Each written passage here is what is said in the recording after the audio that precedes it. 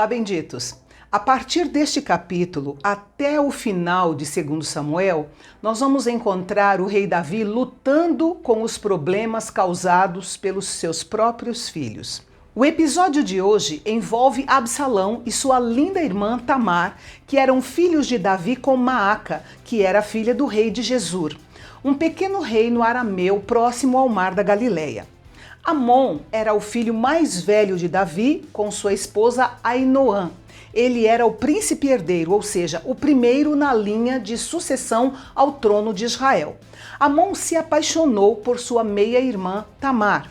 E essa paixão alcançou um nível que o deixou tão angustiado ao ponto de adoecer, ficando visivelmente mais magro a cada dia que se passava. O problema era que Tamar era virgem, o que significava que ela estava disponível para o casamento, mas não para Amon, porque o casamento entre meios irmãos era proibido. Amon tinha um primo que também era um amigo chegado, chamado Jonadab, que era um homem muito astuto. Ao ver Amon naquele estado, Jonadab o pressionou e ele confessou que amava Tamar. Na realidade, ele não a amava, ele cobiçou Tamar e chamou isso de amor.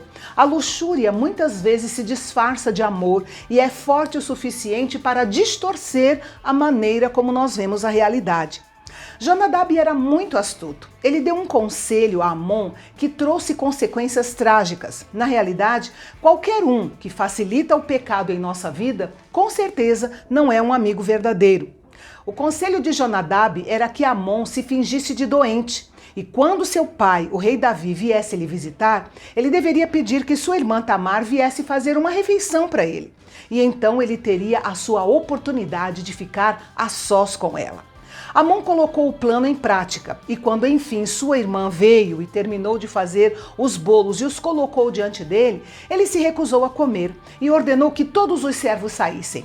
Depois pediu que Tamar levasse os bolos até o quarto para que ele comesse das mãos dela. E quando ela entrou no quarto, ele a convidou para deitar-se com ele. Logo Tamar percebeu a situação e tentou impedi-lo. Ela pediu de uma forma muito sábia que Amon refletisse sobre as consequências do seu desejo, tanto para ela, que seria envergonhada, quanto para ele, que seria tido como um tolo. Mas ele não lhe deu ouvidos e, como era mais forte, ele a estuprou. Depois de cometer aquele ato vergonhoso, Amon sentiu ódio de Tamar e quis se livrar dela.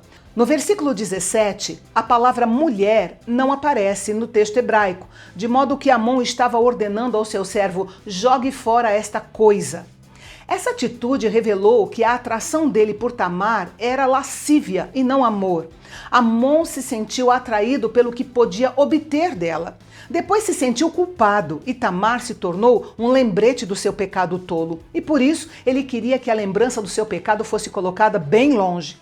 Fica aqui uma dica para as moças que podem estar na posição de Tamar, com alguém lhe pressionando muito para um envolvimento sexual. Afinal, ele é muito atencioso, faz ligações apaixonadas, é um gentleman, abre a porta para você, traz flores, mas o que ele quer mesmo é um relacionamento sexual. Cuidado! A certeza que você pode ter de que ele realmente ama você é se ele estiver disposto a esperar até o casamento. Se você realmente ama Deus e ama a si mesma, faça-o esperar. O que Amon fez à sua irmã Tamar foi errado, mas ele ainda poderia redimir a situação pagando o dote da noiva. Isso compensaria o fato de que Tamar agora teria dificuldade de se casar porque não era mais virgem. O que aconteceu com ela foi uma calamidade. E ela não escondeu a verdade. Ela foi direto para os aposentos do seu irmão Absalão, pois numa sociedade polígama era a responsabilidade de um irmão, por parte do pai e da mãe, proteger a honra da irmã.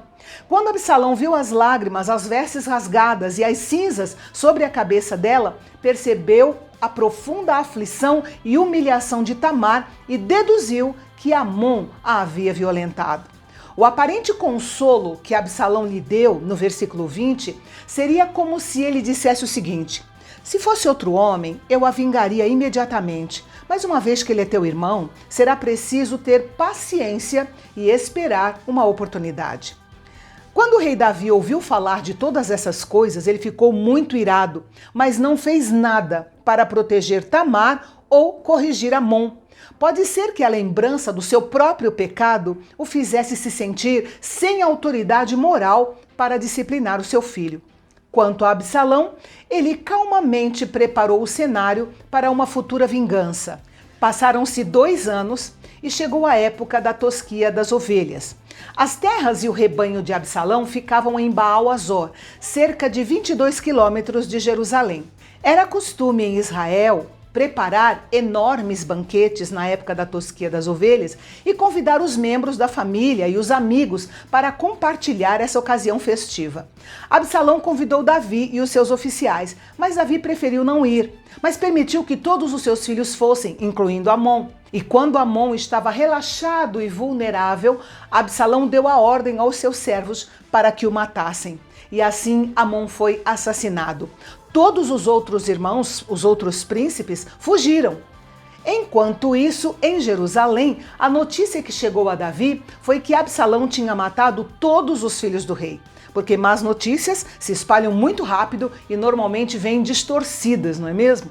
Davi se sentiu devastado, mas seu sobrinho Jonadab, aquele que foi o conselheiro de Amon para enganar Tamar, disse a Davi que apenas Amon estava morto, pois Absalão já vinha planejando isso desde quando ele havia estuprado Tamar.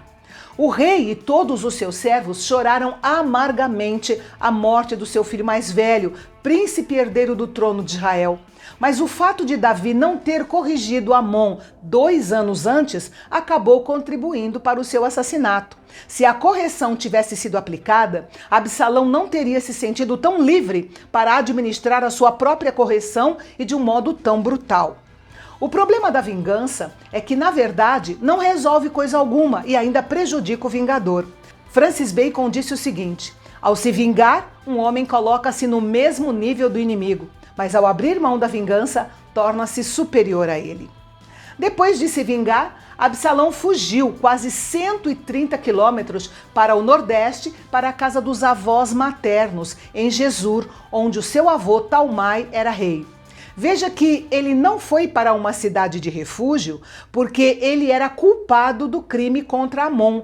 As cidades de refúgio eram apenas para proteger os inocentes.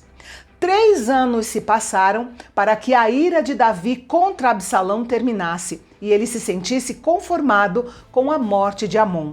Mas ainda se passariam outros 2 anos até que Absalão pudesse novamente ver o rosto de seu pai Davi. E quem mediou esse reencontro foi Joabe, sobrinho e comandante do exército de Davi.